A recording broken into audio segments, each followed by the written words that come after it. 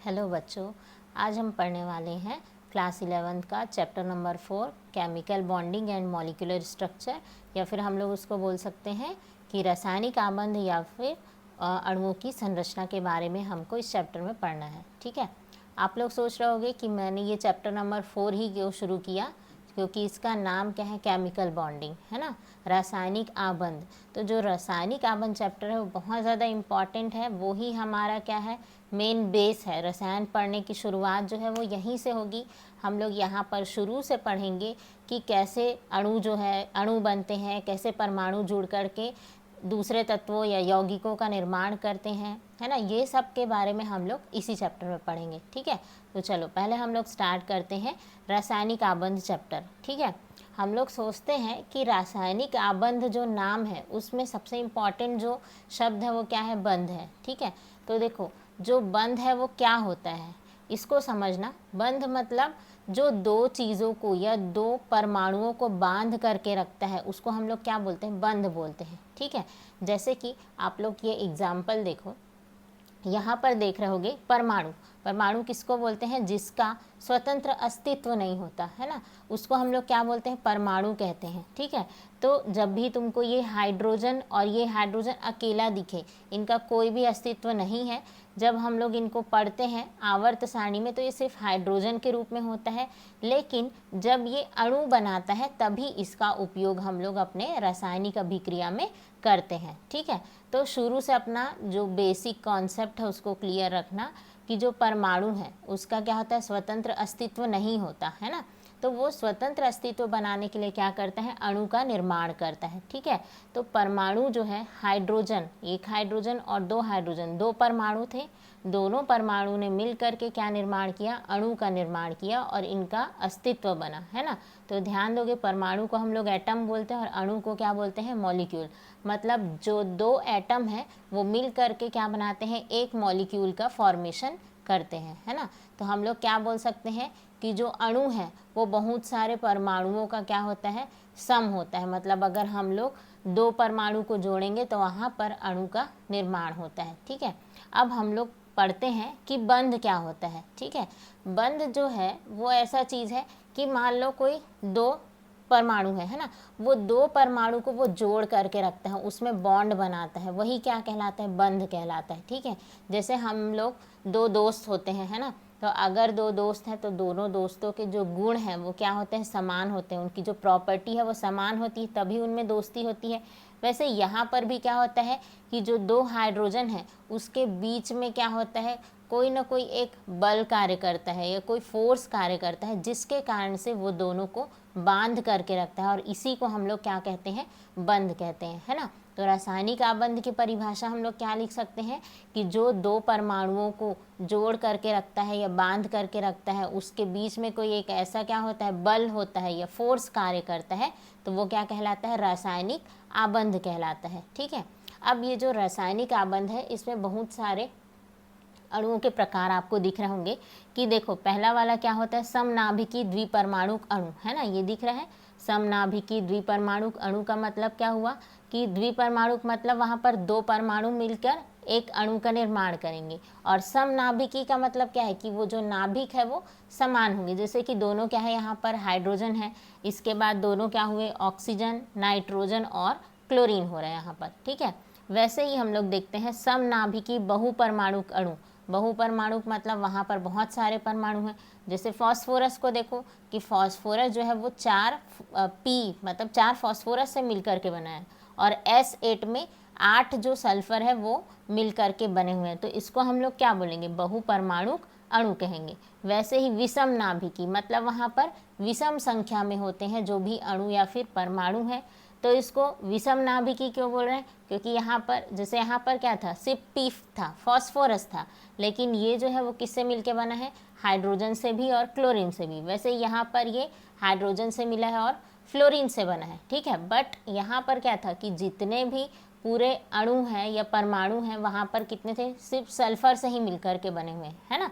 तो वो चीज़ यहाँ पर क्या है, विषम नाभिकी मतलब कि दो अलग अलग परमाणु मिलकर के अणु का निर्माण करते हैं, है ना। मतलब यहाँ पर क्या हुआ, 2 एटम थे। किसके 2 एटम थे, हाइड्रोजन और क्लोरीन के जो 2 एटम हैं, इन दोनों ने मिल कर के क्या किया, मॉलिक्यूल का फॉर्मेशन किया। हाइड्रोजन और क्लोरीन 2 एटम थे, ये दोनों मिक्स हुए और इन्होंने क्या बनाया, HCl मॉलिक्यूल का निर्माण किया या फॉर्मेशन किया। ठीक है, वैसे ही एक और है विषम नाभिकी परमाणुक अणु। तो विषम नाभिकी मतलब यहाँ पर भी विषम संख्या में रहेंगे, और बहुपरमाणुक मतलब देख सकते हो यहाँ पर नाइट्रोजन और हाइड्रोजन से मिलकर बना है, ये हाइड्रोजन और ऑक्सीजन से, ये कार्बन और ऑक्सीजन से। तो मतलब यहाँ पर क्या है, बहुत सारे परमाणु मिलकर के अणु का निर्माण करते हैं। तो ये क्या कहलाएगा, हमारा विषम नाभिकी बहुपरमाणुक अणु। ठीक है, अब देखो जब भी आप रासायनिक आबंध पढ़ते हो तो आपके दिमाग में बहुत सारे क्वेश्चंस आते हैं, प्रश्न आते हैं कि क्या ज़रूरी है कि यहाँ पर ये दोनों हाइड्रोजन ही मिल करके H2 का निर्माण कर रहे हैं। यहाँ पर ऐसा क्यों नहीं हो सकता कि हम 3 हाइड्रोजन को जोड़ दें और यहाँ पर हम H3 लिख लें, है ना। आता है कि नहीं क्वेश्चन, जब भी हम लोग कुछ ऐसा चीज़ पढ़ते हैं, साइंस के स्टूडेंट्स को क्वेश्चन आना दिमाग में बहुत ज़रूरी है। जब तक हमारे दिमाग में कोई क्वेश्चन नहीं आएगा तो हम उसके सही कंक्लूजन पर नहीं निकलेंगे, मतलब हमको सही रिजल्ट नहीं मिलेगा जो हम लोग पढ़ रहे हैं, है ना। तो हमारे दिमाग में कई बार क्वेश्चन आता है कि क्या कारण है कि सिर्फ 2 हाइड्रोजन परमाणु ही मिल करके H2 अणु का निर्माण कर रहा है, ये H3 या H4 क्यों नहीं हो सकते। ठीक है, वैसे ही हम लोग देखते हैं कि इनकी जो आकृति है, आगे हम लोग इसी चैप्टर में पढ़ेंगे आकृति के बारे में, कि इनकी जो आकृति है वो अलग अलग क्यों होता है, कोई रेखी क्यों होता है, कोई किसी की आकृति गोली क्यों होती है। तो ऐसा क्या कारण है, किस पे निर्भर करेगा कि इनकी आकृति हम लोग खुद से समझ पाए कि हाँ इनकी आकृति क्या होगी, रेखी होगी, इनकी आकृति गोली होगी। तो ये किस कारण पर निर्भर करता है। तो ऐसे बहुत सारे क्वेश्चन हमारे मन में आए जब हमने क्या पढ़ा, रासायनिक आबंध का इंट्रोडक्शन देखा, है ना। तो उसी के सवालों का जवाब देने के लिए बहुत सारे वैज्ञानिक समय समय पर आते गए और उन्होंने अलग अलग परिभाषाएं दी और उन्होंने बताया कि ऐसा क्यों है कि ये जो 2 हाइड्रोजन परमाणु मिल कर के H2 अणु का निर्माण कर रहे हैं। इसका भी कारण बताया कि जब हम HCl ले रहे हैं तो इसकी जो आकृति है वो क्या होती है, रेखी, मतलब सीधा बना हुआ है ना, तो रेखी आकृति है, ऐसा क्यों है, इन सब के बारे में बताया। प्लस इनकी संरचना के बारे में भी बताया और इसमें कितने इलेक्ट्रॉन हैं, ये क्या होते हैं, चुंबकी है कि अनुचुंबकी, इन सब के बारे में अलग अलग वैज्ञानिकों ने बताया। ठीक है, तो इस चैप्टर में हम लोग लाइन से ये जो जितनी सारी थ्योरी दी गई है इसके बारे में पढ़ेंगे। ठीक है, पहला जो हमारा सिद्धांत है वो क्या है, लुईस कोसेल का सिद्धांत, या ये जो है वैज्ञानिक का नाम है कोसेल लुईस सिद्धांत भी कहते हैं। इसको आप लोग पढ़ चुके हो, है ना। लुईस का सिद्धांत क्या बताता है कि जो भी इलेक्ट्रॉन हैं उनके जो संयोजकता कोश में, या जो भी हमारे पास क्या होते हैं, अणु होते हैं, उनके संयोजकता कक्ष में कितने इलेक्ट्रॉन हैं, इसके बारे में लुईस ने संरचना बनाई है ना। जैसे कि मान लो हमारे पास लिथियम क्या होता है, लिथियम परमाणु है।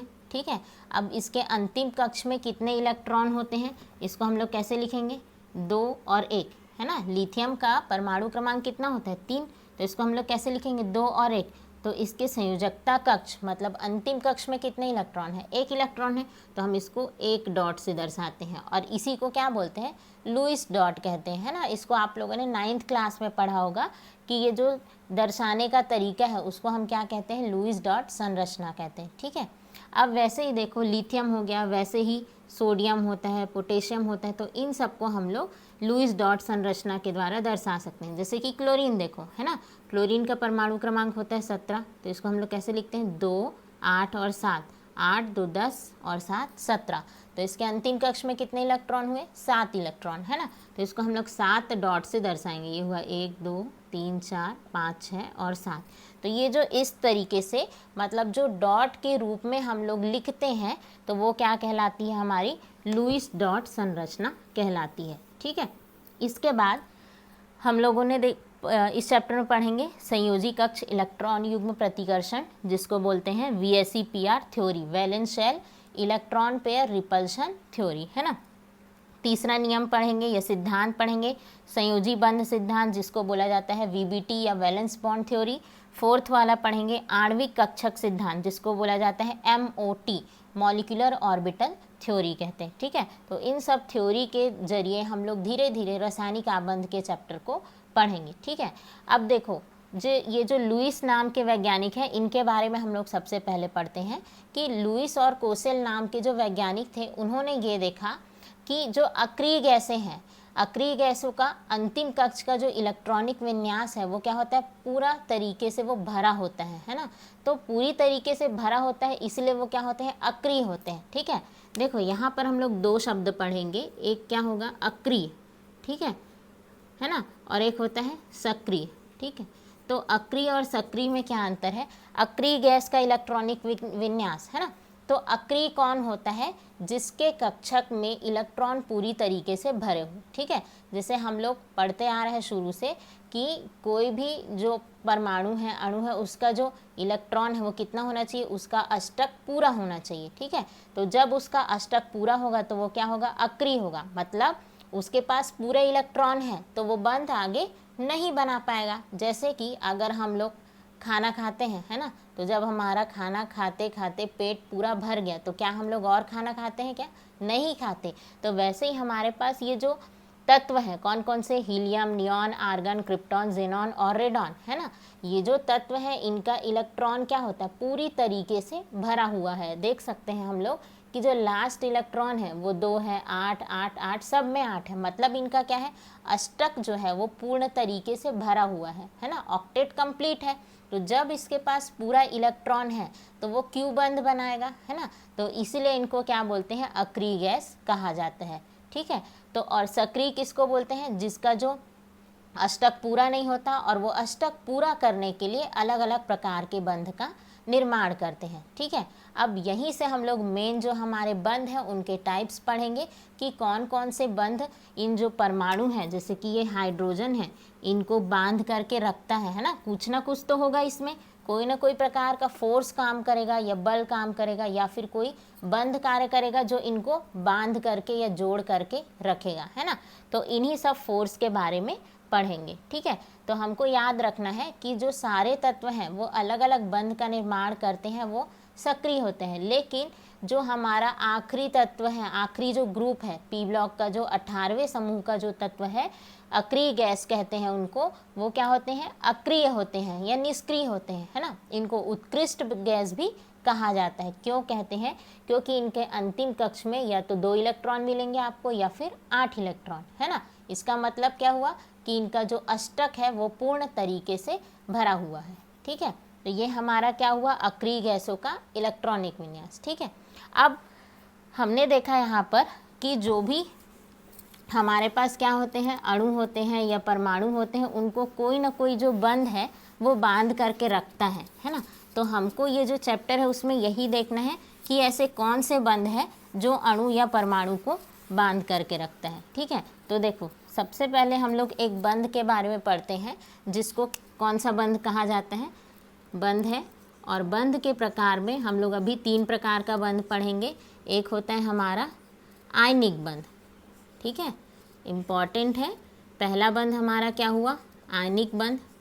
दूसरा जो बंध है उसको क्या बोलते हैं हम लोग, सहसंयोजक बंध कहते हैं। ठीक है, पहला बंध हुआ हमारा आयनिक बंध, दूसरा हो गया हमारा सहसंयोजक बंध, और एक होता है हमारा उप सहसंयोजक बंध, है ना।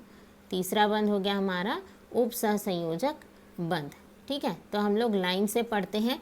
क्या होता है हमारा आयनिक बंध, आयनिक बंध को वैद्युत संयोजक बंध भी कहा जाता है ना।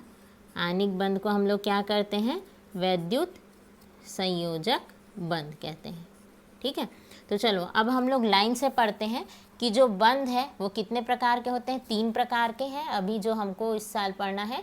पहला क्या होता है आयनिक बंध, या इसको हम लोग क्या कहते हैं, वैद्युत संयोजक बंध, है ना। दूसरा होता है हमारा सहसंयोजक बंध, और तीसरा क्या होता है उप सहसंयोजक बंध। ठीक है, तो अब हम लोग इसको डिटेल में पढ़ते हैं कि आयनिक बंध क्या होता है, या सहसंयोजक बंध क्या है, और उप सहसंयोजक बंध क्या होता है। ठीक, तो सबसे पहले हम लोग क्या देखते हैं, हमारा जो पहला वाला टॉपिक है वो है आयनिक बंध। ठीक है, ध्यान रखोगे कि हम इसको क्या बोलते हैं, वैद्युत संयोजक बंध भी कहते हैं। ठीक, तो देखो अब आयनिक बंध का निर्माण होता कैसे है ना। आयनिक बंध में क्या होता है कि जब भी कोई भी अणु का निर्माण करना हो तो वहाँ पर 2 परमाणु मिलते हैं। इसमें से एक परमाणु के पास क्या होगा, इलेक्ट्रॉन की कमी होगी, और इस एक एक जो परमाणु होगा उसके पास इलेक्ट्रॉन की क्या होगी, अधिकता होगी, है ना।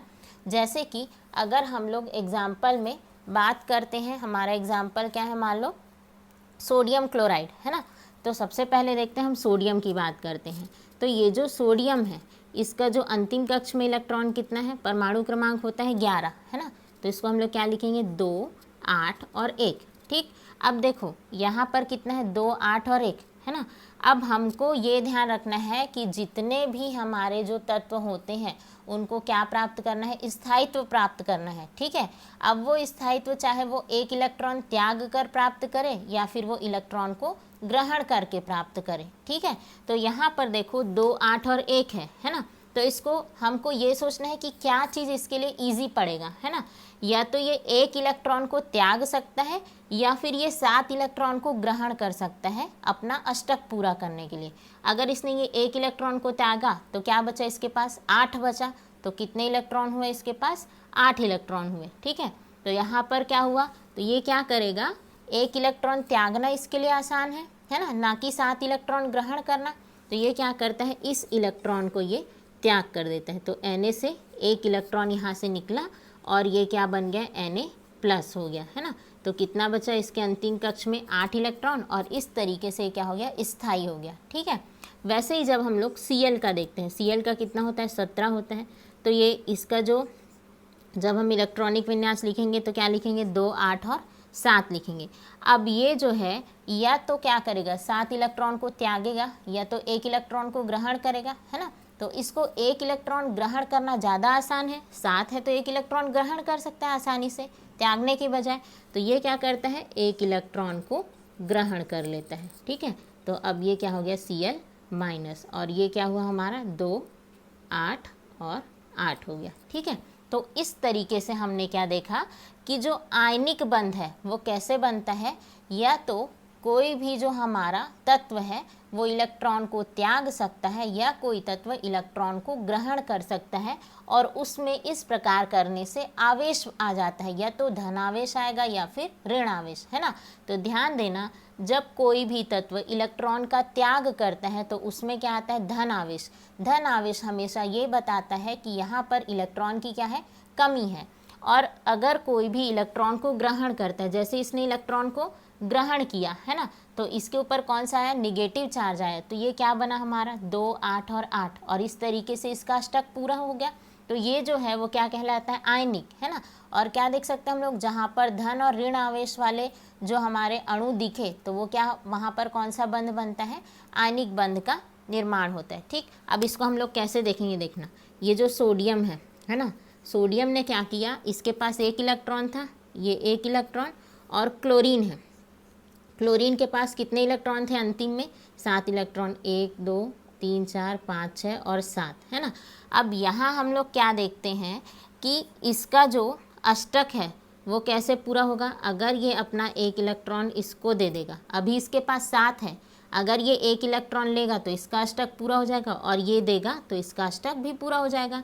तो इस प्रकार से इसने जैसे ही अपना इलेक्ट्रॉन दिया तो इसके पास कौन सा आवेश आया, यहाँ दिख रहा है धन आवेश। जैसे इसने इलेक्ट्रॉन ग्रहण किया इसके पास कौन सा आया, ऋण आवेश आया, है ना।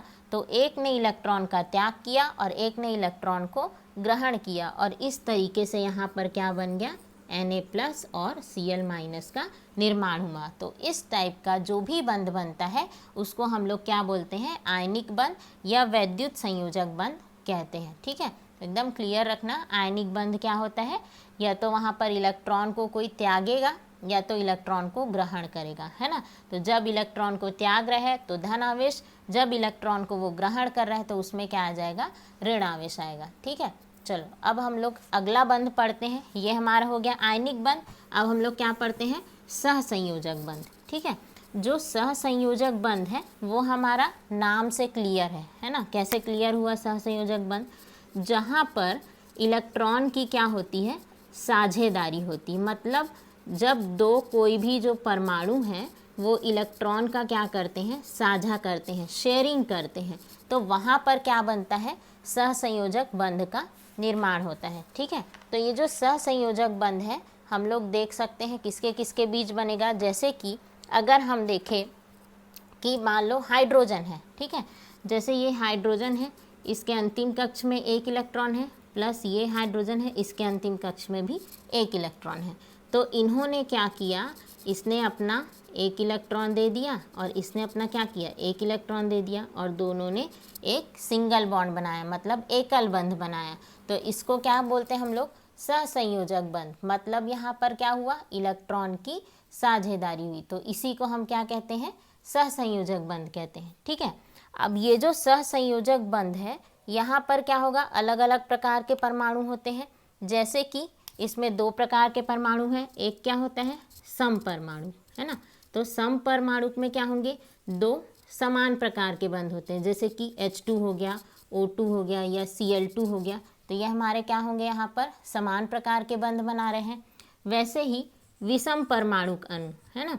तो विषम परमाणुक में क्या होते हैं, जैसे हमारा क्या हो गया, HCl हो गया या H2O हो गया। तो ये सब भी क्या कर रहे हैं, इलेक्ट्रॉन की साझेदारी करते हैं। मतलब हमने क्या देखा, एक के पास क्या थी, इलेक्ट्रॉन कम था, दूसरे के पास भी कम था। तो दोनों क्या सोचते हैं कि दोनों हम लोग इलेक्ट्रॉन की साझेदारी करते हैं, ताकि यहाँ पर एक बंध का निर्माण हो सके। ठीक है, तो हम लोग एग्जाम्पल देखते हैं यहाँ पर। जैसे कि ये हो गया हमारा क्लोरीन का एग्जाम्पल। ठीक, ये जो क्लोरीन है, अभी देखे थे कि क्लोरीन के अंतिम कक्ष में कितना इलेक्ट्रॉन होता है, 7 इलेक्ट्रॉन, है ना। 1 2 3 4 5 6 और 7। ठीक, अभी इसका अष्टक पूरा नहीं है, प्लस हम लोग जब एक और क्लोरीन लेते हैं तो उसके पास भी 1 2 3 4 5 6 और 7 इलेक्ट्रॉन। तो इसके पास भी 7 इलेक्ट्रॉन और इसके पास भी 7 इलेक्ट्रॉन। तो ये दोनों क्या करते हैं, इलेक्ट्रॉन की साझेदारी करते हैं। मतलब ये अपना एक इलेक्ट्रॉन इसको देगा और एक इलेक्ट्रॉन ये अपना इसको देगा, और इस तरीके से यहाँ पर बंध का निर्माण होता है ना। तो सहसंयोजक बंध मतलब क्या हुआ कि जब 2 परमाणु इलेक्ट्रॉन की साझेदारी करके, शेयरिंग करके बंध का निर्माण करते हैं, तो वो क्या कहलाता है, सहसंयोजक बंध, है ना। और ये समपरमाणुक भी होता है और विषम परमाणुक, है ना। समपरमाणुक मतलब समान परमाणु होते हैं, विषम परमाणु मतलब क्या होते हैं, अलग अलग परमाणु पाए जाते हैं। ठीक है, अब